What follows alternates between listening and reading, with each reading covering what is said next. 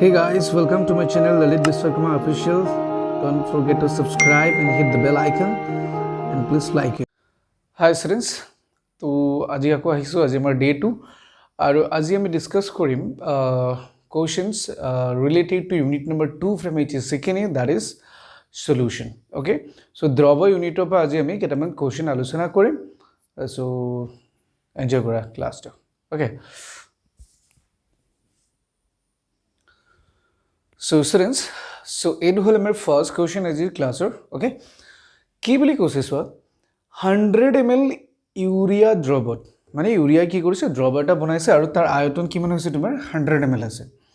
আৰু কৈছে দ্ৰৱত ইউৰিয়াৰ 6.02 into 10 to the power 20 সংখ্যক অণু আছে. ওকে, তো ইউৰিয়া দ্ৰৱটোৰ গাঢ়তা হ'ব, তো গাঢ়তা আমি কি কৰিব লাগে, ইউৰিয়া দ্ৰৱটোৰ গাঢ়তা কিমান আছে সেইটো আমি চাব লাগে. কিন্তু আমাক নৰমালি এনে গাঢ়তা চাবলৈ আমাক কি দিয়ে হয়, তাৰ কি দিয়া থাকিব, গ্ৰামো দিয়া থাকে হয় না, কিন্তু আমাক কি বুলি কৈছে, ইমান সংখ্যক অণু আছে বুলি কৈছে. আৰু তোমালোকে দেখিছা যিকেইটা অপশ্যন দিয়া আছে ইয়াতে আমাৰ কেপিটেল এম মানে কি বুজায়, মোলাৰিটি. কি বুজায়, মোলাৰিটি. তো যদি আমাক মোলাৰিটি দিয়া আছে, আমি কি জানো তোমাৰ দ্ৰাৱৰ মল ডিভাইডেড বাই আমি কি জানো দ্ৰৱৰ আয়তন, সেইটো কি হ'ব লাগিব তোমাৰ লিটাৰ এককত. এইটো তোমালোকে ফৰ্মুলা জানা. এটা দ্ৰাৱৰ মল যদি উলিয়াবলগীয়া হয় আমি মল কেনেকৈ গণনা কৰোঁ এইটো চাই লৈছোঁ. মল আমি কেনেকৈ গণনা কৰোঁ, প্ৰদত্ত ভৰ হয়নে, প্ৰদত্ত ভৰক আমি কি কৰিব লাগে, তাৰ মলাৰ ভৰেৰে আমি হৰণ কৰিব লাগে. তো এইকেইটা কি পইণ্ট এইকেইটা জানা তোমালোকে, তথাপি যিহেতু কথাটো উল্লেখ কৰি ইয়াতে আছে যেতিয়া মই উল্লেখ কৰি দিছোঁ. তো আমাক কি কৈছে চোৱা, আমি কি কৰিব লাগে, ইভাগে আমি কি কৰোঁ, দ্ৰাৱৰ মল উলিয়াবলৈ কি কৰোঁ, প্ৰদত্ত ভৰ বা মলাৰ ভৰ উলিয়াওঁ. আমাকতো ভৰ দিয়া নাই ইয়াত, আমাকতো ইমান সংখ্যক অণু বুলি দিয়া আছে. তো ট্ৰিক্সটো কি চোৱা, ইয়াতে এতিয়া কনচেপ্টটো কি চোৱা, আমি কি জানো সংখ্যক যদি অণু দিয়া আছে তাৰমানে তাকতো আমি মললৈ ডাইৰেক্টলি লৈ যাব পাৰোঁ, নোৱাৰোঁ জানো, পাৰিম হয়নে. আমি কি কৰিব পাৰিম চোৱা, আমি কি জানো 6.02 into 10 to the power 23 মানে আমাৰ কিমান বুজায়, 1 মল বুজায়. তো ইয়াক আমি বহুত দীঘলীয়া কৰি থাকিব দৰকাৰেই নাই, এইটো মানে এইটোক আমি কি কৰোঁ ডাইৰেক্ট মললৈ কনভাৰ্ট কৰিব পাৰিম. কেনেকৈ, এতিয়া মই কি কৈছোঁ চোৱা, ইমান সংখ্যক অণু মানে 1 মল বুজায়, তেতিয়াহ'লে 6.02 into 10 to the power 20 মানে কিমান বুজাব, 1/6.02 into 10 to the power 23 into 6.02 into 10 to the power 20 বুজাব হয়নে, ইমান মল হ'ব. তো ডাইৰেক্টলি মল ভেলু ওলাই গ'ল. তো 6.8 কেঞ্চেল গ'ল, ওপৰত থাকিলে 10 to the power 20, তলত থাকিলে তোমাৰ 23, তো ইকুৱেল টু কিমান হ'ব তোমাৰ 1/1000 হৈ গ'ল ন, 20 কেঞ্চেল গ'ল, তলত থাকিলে তোমাৰ 10 to the power 3, 10 to the power 3 মানে 1000 ৰাইট. তো এইটো মানে কিমান বুজাব, 0.001 মল বুজাইছে. এইটো মলহে উলিয়াইছোঁ আমি এতিয়ালৈকে ৰাইট, এইটো আমি কি কৰিছোঁ এতিয়ালৈকে মলহে গণনা কৰিছোঁ. তো আমাকতো কি সুধিছে গাঢ়তা, তো গাঢ়তা কিহত প্ৰকাশ কৰা আছে, মোলাৰিটি. তো মোলাৰিটি মানে আমি কি জানো, মোলাৰিটি মানে আমি কিমান জানো, মল, দ্ৰাৱৰ মল. তো দ্ৰাৱৰ মল আমি কিমান পালোঁ, 0.001 মল পালোঁ হয়নে, ডিভাইডেড বাই দ্ৰৱৰ আয়তন লিটাৰ এককত. তো এতিয়া চোৱা আয়তন কিমান দিয়া আছে, মুঠ আয়তন তোমাৰ 100 ml দিয়া আছে, কিন্তু আমি কি কৰিব লাগে 100 mlক লিটাৰত প্ৰকাশ কৰিব লাগে. কি কৰিব লাগে, আমি লিটাৰত প্ৰকাশ কৰিব লাগে. তো ইয়াক যদি লিটাৰত প্ৰকাশ কৰা কি কৰিবা, ডিভাইড কৰিবা ন 1000এ হয়নে. তো এইটো লিটাৰ হৈ গ'ল, লিটাৰ হয়নে. তো কি হ'ল তোমাৰ মল লিটাৰ. তো কি হ'ল 0.001 ডিভাইডেড বাই এইটো কি হ'ল আমাৰ তোমাৰ 0.1 হৈ গ'ল ন. তো কি হ'ল মল পাৰ লিটাৰ. তো এইটোক যদি হৰণ কৰা কিমান হ'ব, 0.01 হ'ব, পইণ্ট এটা কেঞ্চেল গ'ল, তো ইয়াত এইটো আহি যাব, তো কিমান হ'ল মল পাৰ লিটাৰ. তো 0.01 আমি কি লিখিব পাৰোঁ, মল পাৰ লিটাৰ মানে কিমান বুজাব, তোমাৰ মোলাৰিটি বুজায়. তো এনচাৰ কোনটো শুদ্ধ হ'ল আমাৰ option number 2. Okay, option number 2. তো এইটো ইয়াত মই লিখি দিছোঁ, চৰি দেখা পোৱা নাই চাগে, 0.01 আমি কি লিখিব পাৰোঁ, কেপিটেল এম. তো এইটো চ' আই হোপ এইটো বুজি পাইছে তোমালোকে ৰাইট. তো এনেকুৱা টাইপত কুৱেশ্যন আহিব পাৰে তোমাক. চোৱা এতিয়া আমাক ইভাগে কেতিয়াবা কি দিয়ে, ভৰ দিয়া থাকে. তো ভৰ দিলে তুমি কি কৰিবা, প্ৰদত্ত ভৰক মলাৰ ভৰেৰে হৰণ কৰিবা. কিন্তু আমাক কিমান দিয়া আছে, ইমান সংখ্যক অণু দিয়া আছিলে, বা কেতিয়াবা কণাও দিব পাৰে বা পৰমাণু, এনেকুৱা টাইপত হ'ব পাৰে ৰাইট. চ' যিহেতু মানে পদাৰ্থ এটা আছে তো অণু বুলি দিছে, কোনো ডাউট নাই আমাৰ ইয়াতে. চ' এনেকুৱা টাইপত আমি সলভ কৰিব লাগে. তো এই কনচেপ্টটো জানিব লাগিব, 6.023 into 10 to the power 23 সংখ্যক অণু মানে কিমান বুজায়, তোমাৰ 1 মল. তো ইমান মানে কিমান, আমি এইটো উলিয়াই পিনে এইটো কৰিছোঁ ঠিক আছে তো এতিয়ালৈকে আমি মলহে উলিয়াইছো আমাকতো মলাৰিটি কৈছে তো মলাৰিটিৰ জৰিয়তে আমি কি কৰোঁ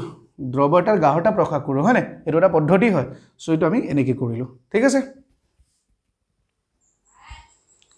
সো গাইজ এইটো হ'ল আমাৰ সেকেন্ড কোৱেশ্চন তো ইয়াতে কি বুলি কৈছে চোৱা কৈছে 1 মোলাৰিটি কেপিটেল মানে মোলাৰিটি গাঢ়তা বিশিষ্ট 2.5 লিটাৰ সোডিয়াম হাইড্ৰক্সাইডক মানে দ্ৰৱ এটা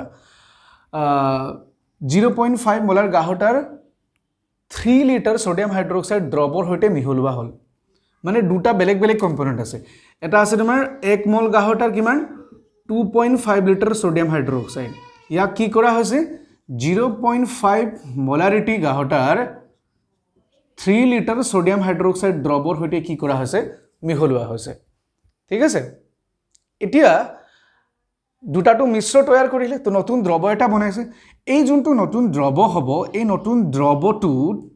গাঢ়তা কিমান হ'ব কেনেকৈ চোৱা ইয়াতে 3.5 লিটাৰ আছে ইয়াতে 2.5 এইটোতো আমি এড কৰিম এইটোতো আমি মুঠ আয়তনটো পাই যাম কিন্তু তাহাঁতৰ গাঢ়তাবিলাক কি আছে বেলেগ বেলেগ হয়নে এটা তোমাৰ 1 মোলাৰিটি আছিলে এটা তোমাৰ 0.5 মোলাৰিটি আছিলে তো এনেকুৱা ক্ষেত্ৰত আমি কি কৰিব লাগে এটা ফৰ্মুলা এটা আছে আমি ইউজ কৰিব পাৰোঁ m1v1 প্লাছ m2v2 মানে ইমান মোলাৰিটিৰ ইমান আয়তন নক কি কৰিছো ইমান মোলাৰিটিৰ ইমান আয়তনৰ লগত যোগ কৰিছো তো তেতিয়া কি হ'ব নতুন মোলাৰিটি হ'ব m3 আৰু হেতুক আমি কি কৰিম v1 প্লাছ v2 তাৰ মুঠ আয়তনৰ কি হ'ব তোমাৰ নতুন এটা মোলাৰিটি বা গাঢ়তা এটা পাম তো m3 মান আমি নাজানো ৰাইট তো আমি কি কৰিম m1 v1 plus m2 v2 বা আমি কি কৰিম এটা v1 প্লাছ v2 কৰিম তো মানকেইটা তোমালোকে বহুৱাই দিয়া ৰাইট তো ইয়াতে কি আছে প্ৰথমটোৰ ক্ষেত্ৰত এটো যদি 1 বুলি ধৰো আমি 1 কম্পোনেন্ট ইনটু সেকেন্ড কম্পোনেন্ট বুলি ধৰো তো ইয়াৰ মোলাৰিটি কিমান আছে 1 তো 1 ইনটু তোমাৰ আয়তন 2.5 প্লাস এটো তোমাৰ 0.5 ইনটু 3 ডিভাইডেড বাই কিমান হ'ব তোমাৰ 2.5 প্লাস 3 হয়নে মুঠ আয়তন এটো তো এটো আমাৰ কিমান হ'ল 2.5 হৈ গল প্লাস এটো যদি কৰো 1.5 হ'ব আৰু এটো যদি এড কৰা তোমাৰ কিমান হ'ল 5.5 হৈ গল উপৰটো যোগ কৰা তোমাৰ কিমান আহিব উপৰটো যোগ কৰা তোমাৰ কিমান আহিব 4 ডিভাইডেড বাই 0.5 মানে তোমাৰ কিমান হ'ল 40/55 মানে দশমিক তটাৰ ওপৰত কি কৰিলো 10 এটা মাল্টিপ্লাই কৰিলো আৰু এটুক যদি আমি কৰো তেতিয়ালে আমি কিমান পাও 0.727 তো এপ্ৰক্সিমেটলি আমি কিমান ধৰিব পাৰো 0.73 মোলাৰিটি বুলি আমি ধৰিব পাৰো যেটো নেকি আমাৰ आंसर দিয়া আছে অলৰেডি অপচন নম্বৰ 2 তো আই হোপ এটো বুজি পাইছা ৰাইট তো এই ফৰ্মুলাটো তোমালোকে মনত ৰাখিবা ঠিক আছে এটো ফৰ্মুলাটো তো যদি দুটা বেলেগ বেলেগ মোলাৰিটি আৰু আয়তনৰ দ্ৰৱ দুটা লৈ পিনে যদি মিশ্ৰ এটা তৈয়াৰ কৰো তেতিয়াহলে নতুন যোনটো দ্ৰৱ গঠন হ'ব নতুন আয়তনৰ সেই আয়তনটোৰ মোলাৰিটি কিমান হ'ব বুলি কলে আমি এনেকি কি কৰিব পাৰো মোলাৰিটিটো গণনা কৰিব পাৰো আই হোপ এখিনি বুজি পাইছা ৰাইট তো নেক্সট কোৱেশ্চনলৈ যাও সো আমাৰ থাৰ্ড কোৱেশ্চন হল কি বুলি কৈছে চোৱা তলৰ কোনটো মানে এই গিটাৰ ভিতৰত উষ্ণতাৰ দ্বাৰা প্ৰভাৱিত নহয় তাৰমানে উষ্ণতাৰ কিবা প্ৰভাৱ থাকিব নেকি কোন মানে কিছুমানে থাকিব কিছুমানে নাথাকিব কোন কেইটা নাথাকিব বুলি কৈছে সো উষ্ণতাৰ প্ৰভাৱ কেতিয়া থাকিব যেতিয়া আমি কি পাম জুলীয়া দ্ৰৱ এটা প্ৰস্তুত কৰা হয় কাৰণ আমি যদি গৰম কৰি দিও কি হ'ব তাৰ আয়তনটো কমি যাব ৰাইট কাৰণ তো হি বাষ্প হৈ পিনে উৰি যাব তো আয়তন কমি যোৱাৰ লগে লগে হয়তো তাৰ গাঢ়তা কি হ'ব তোমাৰ যিমান আছিল তাতকৈ হয়তো অলপ বেছি হ'ব তো হেতু এটা হেতুকে কৈছে যে তলৰ কোন কেইটা কি নহয় তোমাৰ উষ্ণতাৰ দ্বাৰা প্ৰভাৱিত নহয় তো চোৱা নৰমালিটি মোলাৰিটি আৰু ফৰ্মালিটি এই তিনটাৰ ক্ষেত্ৰত কি হ'ব গুটেই গিটা মানে তোমাৰ কি হ'ব আয়তন অৰ্থাৎ তোমাৰ কি হ'ব দ্ৰৱ এটা থাকিব যো তোমাৰ কি হ'ব জুলীয়া পদাৰ্থ এটা দ্ৰৱ এটা প্ৰস্তুত কৰিব কিন্তু মোলাৰিটি ক্ষেত্ৰত কি মোলাৰিটি আমি কি জানো মোলাৰিটি মানে আমি কি বুলি কও মোলাৰিটি আমি কি বুলি কম দ্ৰাৱৰ মল ডিভাইডেড বাই কি বুলি কম আমি দ্ৰাৱকৰ ভৰ তো দুইটাৰ ক্ষেত্ৰতে কি হ'ব তোমাৰ ভৰৰে কথা আছে হয়নে মল বুলি কোৱা ভৰ বা দ্ৰাৱকৰ ভৰটো ভৰ বুলি কলৈ তো এই ভৰটো কি নহয় তোমাৰ উষ্ণতা দ্বাৰা প্ৰভাৱিত নহয় হয়নে কাৰণ এমাউন্টটো একে থাকিব হয়নে তো হেতু কথা কৈছে তো এই তিনটাৰ ক্ষেত্ৰত কি হয় তোমাৰ মানে আয়তনটো জড়িত হৈ থাকে তো আয়তন আমি যদি উষ্ণতা যদি প্ৰদান কৰো তো বাষ্পীভূত হৈ পেলাই আয়তনটো হেতু কমি যাব তো হেতু এই গিটাৰ ক্ষেত্ৰত প্ৰভাৱিত কৰিব তো এনসাৰটো শুদ্ধ এনসাৰটো হ'ব আমাৰ কি তোমাৰ মোলাৰিটি তো মোলাৰিটি কি হয় তোমাৰ উষ্ণতাৰ দ্বাৰা প্ৰভাৱিত নহয় ঠিক আছে তো এনেকুৱা টাইপৰ কোৱেশ্চন বহুত পৰীক্ষাৰ আহি থাকে তো মই আৰু এটা কোৱেশ্চন দিছো এটো ৰিলেটেড ঠিক আছে কোৱেশ্চনটো চোৱা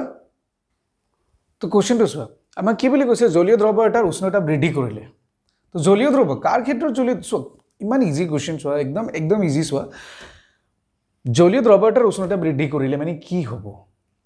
ইয়াৰটো মলেলিটি এটো ভৰ বাই ভৰ থাকিব মল ভগ্নাংশ তোমাৰ ভৰ বাই ভৰে হয় এটোটো w/w মানে কি ভৰ বাই ভৰ শতাংশ হয়নে নহয় গুটি কিটাৰ ক্ষেত্ৰতে ভৰে হৈ আছে তো মলাৰিটি ক্ষেত্ৰতে কি থাকে তোমাৰ আয়তন জড়িত হৈ থাকে তো জলীয় দ্ৰব্য প্ৰস্তুত হ'ব পাৰিব ৰাইট কনসেপ্টটো বুজি পাইছে নে ইয়াতে তো মলাৰিটি ক্ষেত্ৰতে কি হ'ব তোমাৰ জলীয় দ্ৰব্য প্ৰস্তুত হ'ব তো কি হ'ব তোমাৰ তো জলীয় দ্ৰব্যটাৰ উষ্ণতা বৃদ্ধি কৰিলে কি হ'ব মলাৰিটি হ্ৰাস হ'ব হয়নে তো শুদ্ধ এনসাৰটো হ'ল আমাৰ একদম এনেকুৱা টাইপৰ কোৱেশ্চন আমাক কেতিয়াবা কনফিউজ কৰিব পাৰে তো সদায় মনত ৰাখিবা মলাৰিটিৰ দ্বাৰা কি হয় তোমাৰ মানে মলাৰিটি যেতিয়া আমি মলাৰিটি হিচাপত আমি যদি দ্ৰব্য এটা প্ৰস্তুত কৰোঁ তো তাৰ ওপৰত কি হয় উষ্ণতাৰ বহুতখিনি প্ৰভাৱ থাকে ঠিক আছে উষ্ণতাৰ প্ৰভাৱ থাকে আৰু সেইখিনি মনত ৰাখিবা য'ত তোমাৰ কেৱল ভৰ জড়িত হৈ থাকে তাত নাথাকে উষ্ণতাৰ প্ৰভাৱ ওকে তো জলীয় দ্ৰব্য এটা যদি প্ৰস্তুত কৰা হয় তো মলাৰিটি ক্ষেত্ৰত কি হ'ব আমি মল বাই আয়তন লওঁ ন তো মল বাই আয়তন তো আয়তনটো কি হ'ব উষ্ণতাৰ দ্বাৰা প্ৰভাৱান্বিত হ'ব ৰাইট তো এইটো কথাটো তোমালোকে বুজিব ট্ৰাই কৰিবা সো আমাৰ নেক্সট কোৱেশ্চন চোৱা কি বুলি কৈছে 10% w/w মানে ভৰ বাই ভৰ সোডিয়াম হাইড্ৰক্সাইডৰ জলীয় দ্ৰৱৰ মলেলিটি কিমান হ'ব তো ভৰ বাই ভৰ বুলি কৈছে তো এতিয়া আকৌ আমাক কি বুলি কৈছে চোৱা 10% বুলি কৈছে তো 10% মানে w/w সোডিয়াম হাইড্ৰক্সাইড মানে কি মিনিং কৰে 10% সোডিয়াম হাইড্ৰক্সাইড মানে কি মিনিং কৰিব তোমাৰ ভৰ বাই ভৰ বুলি কৈছে ন তো 10 গ্ৰাম সোডিয়াম হাইড্ৰক্সাইড আছে 100% মানে 100 ml বনোৱা হৈছে তো 90 গ্ৰাম কি থাকিব তোমাৰ ধৰা দ্ৰাৱক থাকিব তো আমি জলীয় বুলি কৈছো তো পানীৰ কথা কৈছো একোৱাছ এতিয়া আমাক কি বুলি কোৱা আছে মলেলিটি গণনা কৰিব লাগে তো মলেলিটি মানে আমি কি জানো মলেলিটি মানে আমি কি জানো মলেলিটি হল তোমাৰ দ্ৰাৱৰ মল ডিভাইডেড বাই দ্ৰাৱকৰ ভৰ কেজি এককত ওকে তো এইটো আমি জানো তো এটা আমি দ্ৰাৱৰ মল গণনা কৰিব লাগে তো 10 গ্ৰাম সোডিয়াম হাইড্ৰক্সাইড আমাক দিয়া আছে দ্ৰাৱ হয় না কাৰণ পৰিমাণটো চালে আমি গম পাই যাম যাৰ পৰিমাণ গ্ৰামৰ দিয়া আছে তো যাৰ পৰিমাণ কম থাকিব তো হি কি হ'ব তোমাৰ দ্ৰাৱ হিচাপে কাম কৰিব ৰাইট তো এইটো হ'ল এতিয়া নেক্সট তো আমি কি কৰিম এতিয়া দ্ৰাৱ কিমান আছে মল উলিয়াবলৈ আমি কি কৰিব লাগিব প্ৰদত্ত ভৰক মলাৰ ভৰেৰে হৰণ কৰিব লাগিব তো 10/40 আহি যাব ইয়াত তো দ্ৰাৱৰ ভৰ এইটো 90 দিয়া আছে তো 90 ডিভাইডেড বাই 1000 কৰা তেতিয়াহ'লে কেজিত আহি যাব এইটো আমাৰ হৈ যাব মল হয় না তো কিমান হ'ব তোমাৰ তো 10/40 ইনটু তোমাৰ 1000/90 মোল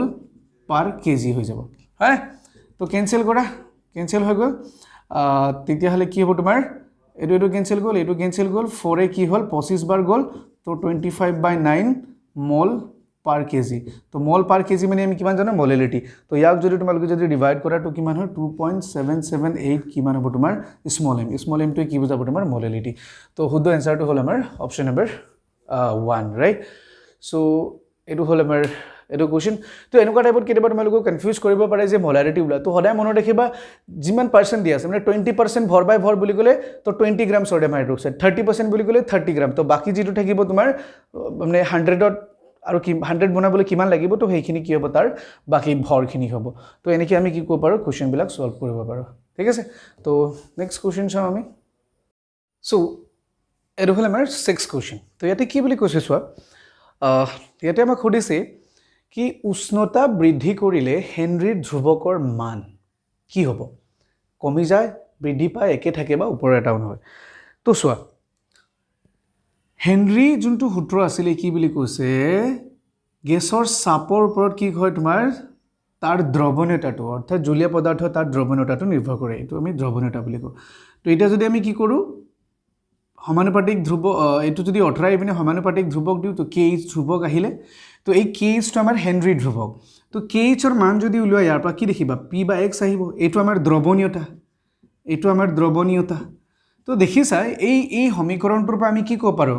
হিয়ৰতে দুটাই কি হ'ব তোমাৰ ইনভাৰ্সলি প্ৰপৰ্শনেল হয় না যদি ইয়াৰ মানে কি হ'ব ব্যস্ত সমানুপাতিক ইয়াৰ মান বাঢ়িলে এটো কমিব এটো কমিলে এটো বাঢ়িব হয় না তো কি বুলি কৈছে উষ্ণতা যদি বৃদ্ধি কৰো কি হ'ব আমি কি জানো এটা উষ্ণতা বৃদ্ধি কৰিলে গেছখিনি কি হ'ব তাৰ পৰা ওলাই যাব তাৰ মানে উষ্ণতা বৃদ্ধি কৰিলে কি হ'ব দ্ৰৱণীয়তা কমিব কথাটো বুজিব ট্ৰাই কৰ তাৰ মানে কি বুলি ক'ব পাৰো KH is directly proportional to temperature বুলি ক'ব পাৰো হয় না কাৰণ উষ্ণতা বৃদ্ধি কৰিলে দ্ৰৱণীয়তা কমে তাৰ মানে ইয়াৰ মান বাঢ়িলে দ্ৰৱণীয়তা কমিব ৰাইট কনসেপ্টটো বুজি পাইছা ইয়াৰ মান বাঢ়িলে দ্ৰৱণীয়তা কমিব তাৰ মানে কি যদি উষ্ণতা বৃদ্ধি কৰা তেতিয়ালে কি হ'ব গেছৰ দ্ৰৱণীয়তা কমিব তাৰ মানে KH ৰ মান বাঢ়িব হয় না তো কি হ'ব এনসাৰ শুদ্ধ এনসাৰ হ'ব তোমাৰ এটো ওকে KH ৰ মান কি হ'ব তোমাৰ বাঢ়ি যাব এইটো মনত ৰাখিবা আৰু কেতিয়াবা কি হয় জানা মানে কথাৰ যাৰ কি তোমাৰ কেইচৰ মান কেতিয়াবা এনেকুৱা দি তোমালোকে এক্সাম্পল পাইছা চাগে কিতাপত পঢ়োতে সাপোজ এটা গেছ এটা আছে কেইচৰ মান উলিয়াব দিয়ে দ্ৰৱণীয়তা বেছি এটাৰ দ্ৰৱণীয়তা কম বুলি কয় তো যাৰ দ্ৰৱণীয়তা বেছি হ'ব তাৰ কাৰণে কি হ'ব কেইচৰ মান কি হ'ব কম হ'ব আৰু যাৰ দ্ৰৱণীয়তা কম হ'ব কেইচৰ মান তাৰ কাৰণে কি হ'ব বেছি হ'ব এই কনসেপ্টটো মনত ৰাখি ল'বা ঠিক আছে এই কনসেপ্টটো আমি মনত ৰাখিবলগীয়া কথা তো চোৱা মই কি বুলি ক'লো কেইচ হেনৰি ধ্ৰুৱকটো কি হ'ব তোমাৰ উষ্ণতাৰ লগত সমানুপাতিক কাৰণ উষ্ণতা বৃদ্ধি কৰিলে দ্ৰৱণীয়তা কমিব তাৰ মানে এইটো বহোৱা বা মানে কেইচৰ মান বহোৱা বা উষ্ণতা বহোৱা একেটা কথা নহ'ব জানো হয়নে তো এই কনসেপ্টটো ইয়াতে মনত ৰাখিবলগীয়া ঠিক আছে তো নেক্সট কোৱেশ্চনটোৰ ফালে আহোঁ তো এইটো হ'ল আমাৰ নেক্সট কোৱেশ্চন 7 নম্বৰ কি বুলি কৈছে চোৱা 27 ডিগ্ৰী সেলসিয়াছ উষ্ণতাত 1 মোলাৰিটি দ্ৰৱ ৰসাকৰ্ষী চাপ কিমান বা আমি গণনা কৰিব লাগে তো মোলাৰিটি তোমাক দিয়া আছে তো এটমস্ফেৰিক মানে এটিএমত উলিয়াব লাগে না বায়ুমণ্ডলৰ চাপত মানটো উলিয়াব লাগিব ৰসাকৰ্ষী চাপৰ মান কেতিয়াবা তোমাক বাৰ বুলিওতো সুধিব পাৰে তো এইটো এটা লজিক এটা থাকিব ইয়াতে সো ইয়াৰ কাৰণে ৰসাকৰ্ষী চাপৰ সমীকৰণটো কি আছিলে দিস ইকুৱেল RT তো এইটো ৰসাকৰ্ষী চাপ এইটো আমাৰ গাহটা এইটো আমাৰ গেছৰ ধ্ৰুৱক আৰু এইটো আমাৰ উষ্ণতা তামাক উষ্ণতাটো আমি কেলভিনত প্ৰকাশ কৰিব লাগিব কাৰণ আৰৰ মান যদি তুমি কি কৰা এটিএমত যদি প্ৰকাশ কৰা এটমস্ফেৰিক প্ৰেছাৰত যদি প্ৰকাশ কৰা তেতিয়াহলে আৰৰ মান কিমান হয় তোমাৰ 0.0821 লিটাৰ এটিএম পাৰ কেলভিন পাৰ মোল হয় ঠিক আছে তো আমাক এটিএম লাগে ন তো মোলাৰিটিৰ পৰা মোল পাৰ লিটাৰ পাই যাবা আকৌ টেম্পাৰেচাৰৰ পৰা কেলভিন পাই যাবা তো কাটাকাটি যাব তো এটিএম থাকিব তো আমি কি লম আৰৰ মান কিমান লম এটো লম ঠিক আছে না আৰৰ মান আমি কিমান লম এটো লম তো এটো কথা খুব মনত ৰাখিবলগীয়া এটা যদি ভ্যালু কেটা যদি বহুৱাই দিয়া তোমাক তো পাই ইকুৱেল আমাক কি বুলি কৈছে এটো ডাঙৰ পাই একচুয়ালি তো ইকুৱেল কিমান হ'ব তোমাৰ সিৰ মান কিমান 1 মোলাৰিটি কৈ দিছে 1 মোলাৰিটি মানে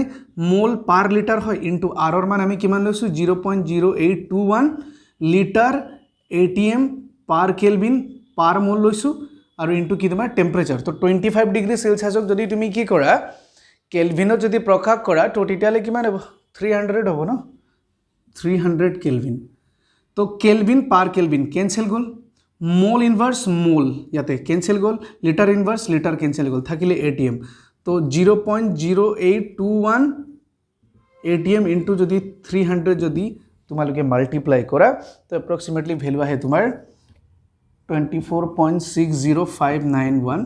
এটিএম তো আমাৰ आंसर কিমান দিয়া আছে 24.6 এটিএম দিয়া আছে ন তো আমাৰ কি হ'ব option number 2 is the correct answer তো কেতিয়াবা কি হয় জানা তোমাক ৰসাকৰ্ষী চাপ দিয়া থাকিব কেতিয়াবা তাহাতৰ কি দিব পাৰে গাহটা উলিয়াব দিব পাৰে তো এই সমীকৰণটো মনত ৰাখিবা ৰসাকৰ্ষী চাপৰ সমীকৰণটো এইটো তো এইটো ৰসাকৰ্ষী চাপ সি মানে তোমাৰ হল পাই মানে ৰসাকৰ্ষী চাপ সি মানে তোমাৰ হল গাহটা আৰ মানে গেছৰ ধ্ৰুৱক আৰু টি মানে হল তোমাৰ উষ্ণতা কেলভিনত ওকে তো এইখিনি তোমালোকে মনত ৰাখিব পাৰা সো আই হোপ এটো বুজি পাইছা তো লাষ্ট এটা কোৱেশ্চনৰ ফালে আহিছো খুব ইন্টাৰেষ্টিং কোৱেশ্চন এটা চোৱা খুব ইন্টাৰেষ্টিং কোৱেশ্চন আৰু ৰসাকৰ্ষী চাপৰ ওপৰতে বেস্ড কৰা হয় কোৱেশ্চনটো কি বুলি উদিছে 273 কেলভিন উষ্ণতাত 250 ml পানীত 10 গ্রাম গ্লুকোজ 10 গ্রাম ইউরিয়া আৰু 10 গ্ৰাম সুক্ৰোজ দ্ৰৱীভূত কৰি পোৱা দ্ৰৱৰ ৰসাকৰ্ষী চাপ মানে একচুয়ালি প্ৰতিটোৰে কি আছে তোমাৰ 250 ml পানী সবতে 250 ml পানীৰ আয়তন কিমান একে আছে আকৌ কি লৈছে তোমাৰ 10 গ্ৰাম গ্লুকোজ 10 গ্ৰাম ইউৰিয়া আৰু 10 গ্ৰাম সুক্ৰোজ লোৱা আছে তো ইয়াৰ চাপ কিমান আছে P1 কৈছে ইয়াৰ চাপ তোমাৰ P2 আৰু ইয়াৰ চাপ কি বুলি কোৱা আছে তোমাৰ P3 বুলি কোৱা হৈছে তো যদি এটো হয় তেতিয়াহলে এই ৰিলেশনটো কোনটো শুদ্ধ আমি এটো জানিব লাগিব সো ষ্টুডেন্টস ইয়াৰ ৰসাকৰ্ষী চাপৰ তোমাৰ ধাৰণাটো কেনেকুৱা ধৰণৰ হয় জানানে কনসেপ্টটো কি হয় মোলাৰ গাহটা যিমানেই বেছি হয় মানে মোলাৰ পৰিমাণ হিমানেই বেছি ৰসাকৰ্ষী চাপ হয় এটো কোৰ কনসেপ্ট এটো মনত ৰাখি লবা তো গাহটা চাব লাগিব আমি এতিয়া কাৰ গাহটা চাম 250 ml পানীৰ আয়তনটো ঠিকই আছে, তাত যিটো ওলাব কিন্তু আমি এতিয়া যদি কি কৰোঁ ইহঁতৰ মলৰ পৰিমাণ যদি আমি গণনা কৰিব পাৰোঁ, তো যাৰ মলৰ পৰিমাণ বেছি হ'ব তো তাৰে কি হ'ব তোমাৰ ৰসাকৰ্ষী চাপৰ পৰিমাণ বেছি হ'ব। কনচেপ্টটো এইটো মই কি কৈ আছোঁ, আয়তন একে দিয়া আছে, তো ইয়াক যদি তুমি লিটাৰত প্ৰকাশ কৰা 2.5 সবতে লিটাৰ আহি যাব, সেইটোতো একে আছে, কিন্তু ইয়াৰ এটা কাৰ ওপৰত ডিপেণ্ড কৰিব, গোটেই ভেলুটো কাৰ ওপৰত ডিপেণ্ড কৰিব, তাহাঁতৰ মলাৰ ভৰৰ ওপৰত ডিপেণ্ড কৰিব। কাৰণ ইহঁতৰ কি আছে তোমাৰ এতিয়া যিটো প্ৰডাক্ট ভৰ সেইটো 10 গ্ৰাম আছে ন, তো মেইন কাৰ ওপৰত ডিপেণ্ড কৰিব, এতিয়া মলাৰ ভৰৰ ওপৰত ডিপেণ্ড কৰিব। কনচেপ্টটো যদি চোৱা তেতিয়াহ'লে কি চোৱা, পাই ইকুৱেল আমি কি লিখোঁ CRT, এইটো মানে কি তোমাৰ মল, এইটো মানে কি মলাৰিটি, ৰাইট। তো N/V লিখোঁ RT, তো ইয়াৰ পৰা আমি কি লিখিব পাৰোঁ, পাই ইজ ডাইৰেক্টলি প্ৰপৰ্চনেল টু মল ন, হয়নে, পাই ইজ ডাইৰেক্টলি প্ৰপৰ্চনেল টু মল। তো ইয়াৰ পৰা যদি আমি আকৌ সমীকৰণটো যদি চাওঁ M/M লিখিব পাৰিম, মল মানে কি প্ৰডাক্ট ভৰ বাই মলাৰ ভৰ, তো যাৰ মলাৰ ভৰ কম হ'ব, কাৰণ পৰিমাণ একেই আছে ন, 10 আছে, 10 আছে, চাবা কনচেপ্টটো 10 চবৰে আছে, বেলেগ বেলেগ দিলে বেলেগকৈ কৰিব লাগিব। তো এতিয়া গোটেই বস্তুটো কাৰ ওপৰত ডিপেণ্ড কৰিব, তেতিয়াহ'লে গোটেই বস্তুটো কাৰ ওপৰত ডিপেণ্ড কৰিব, এইটো মলাৰ ভৰৰ ওপৰত ডিপেণ্ড কৰিব। তো যাৰ মলাৰ ভৰ কম হ'ব তাৰ কি হ'ব, ৰসাকৰ্ষী চাপৰ পৰিমাণ কি হ'ব, বেছি হ'ব, কাৰণ ব্যস্ত সমানুপাতিক নহয় জানো। এতিয়া মই যদি চাওঁ গ্লুক'জ 180 হয়, ইউৰিয়া 60 হয়, আৰু সুক্ৰোজ তোমাৰ হয় 342 গ্ৰাম পাৰ মল, হয়নে চবৰে। এতিয়া তেতিয়াহ'লে কাৰ আয়তন কাৰ মলাৰ ভৰ চবতকৈ কম, ইয়াৰ, তো এইটো P2 আছিলে, তাৰপিছত ইয়াৰ এইটো P1 আছিলে, তাৰপিছত এইটো ইয়াৰ আমাৰ এইটো আছিলে P3, তো তেতিয়াহ'লে কোনটো শুদ্ধ, তো কাৰ ৰসাকৰ্ষী চাপ বেছি হ'ব, ইয়াৰ ক্ষেত্ৰত ৰসাকৰ্ষী চাপ হ'ব তোমাৰ P2, অৰ্থাৎ তাৰপিছত এইটো, তাৰপিছত এইটো, কাৰণ মলাৰ ভৰ বেছি মানে এইটো কম, হয়নে। কাৰণ এইটো মই কিয় কৈ আছোঁ, কাৰণ পৰিমাণ যোনটো দিয়া আছে, প্ৰদত্ত ভৰ যিকেইটা বেলেগ বেলেগ যৌগৰ যিটো প্ৰদত্ত ভৰ দিয়া আছে সেইকেইটা তোমাৰ একেটা আছে, তো আমাৰ শুদ্ধ এনচাৰটো হ'ব এইটো, কাৰণ পিৰ পৰিমাণ কম, তো P2 বেছি হ'ব, তাৰপিছত P1, তাৰপিছত কি হ'ব তোমাৰ P3, so' this is the correct answer. তো এনেকুৱা টাইপত কুৱেশ্যন আহিব পাৰে এক্সামবিলাকত, তো তোমালোকে ভালকৈ চাই ল'বা, ঠিক আছে। তো ষ্টুডেণ্টছ, আশা কৰোঁ এইখিনি বুজি পাইছা আৰু ভাবোঁ তোমালোকৰ কাৰণে এইখিনি বহুত হেল্পফুল হ'ব বুলি, ঠিক আছে। তো এইখিনি প্ৰেক্টিছ কৰিবা, মই এক্সেক্টলি সেইটোকে মই কালি লিখে কৈছোঁ, আজিও এক্সেক্টলি ছেইম কুৱেশ্যন আহিব বুলিতো ক'ব নোৱাৰা, ৰাইট, কিন্তু এনেকুৱা টাইপত কুৱেশ্যন আহিব, এইকেইটা টপিক হয় যদি কি য'ত নেকি তোমাৰ প্ৰিভিয়াছ ইয়েৰবিলাকত কুৱেশ্যন মানে ৰিপিট হৈ আছে, তো এইখিনি টপিক তোমালোকে ভালকৈ প্ৰেক্টিছ কৰিব পাৰা আৰু কিতাপখন অকণমান পঢ়িবা, কাৰণ কিতাপৰ পৰা বহুত মানে আমি সৰু সুৰা কুৱেশ্যন কিছুমান কিতাপৰ পৰা আমাক সুধিব পাৰে। চ' আই হোপ এইখিনি বুজি পাইছে, ৰাইট। তো কি কৰিব লাগে কৰিবা আৰু, ৰাইট। চ' প্ৰবেবলি মানে তোমাৰ 2K মান ভিউটো দিবই পাৰা, হয়নে, কাৰণ ইমান কষ্ট কৰি আছোঁ মই তোমালোকৰ কাৰণে, এইখিনি প্ৰিপেয়াৰ কৰিব লগা হৈছে, চলিউশ্যন ফাইণ্ড আউট কৰিব লগা হৈছে, তো চাবা অলপমান তোমালোকে, অ'কে। চ' বাই, টেক কেয়াৰ। তো কাইলৈ ক্লাছত আমি কি কৰিম, ডে 3 আমি কি কৰিম, ইলেক্ট্ৰকেমিষ্ট্ৰি পঢ়িম, হয়নে। আমাৰ ইউনিট 3 কি আছিলে, আমাৰ ইলেক্ট্ৰকেমিষ্ট্ৰি আছিলে, তো আমি ইলেক্ট্ৰকেমিষ্ট্ৰিৰ পৰা কি কৰিম, কাইলৈ ক্লাছত আমি কুৱেশ্যন ছল্ভ কৰিম। চ' থেংক ইউ গাইজ।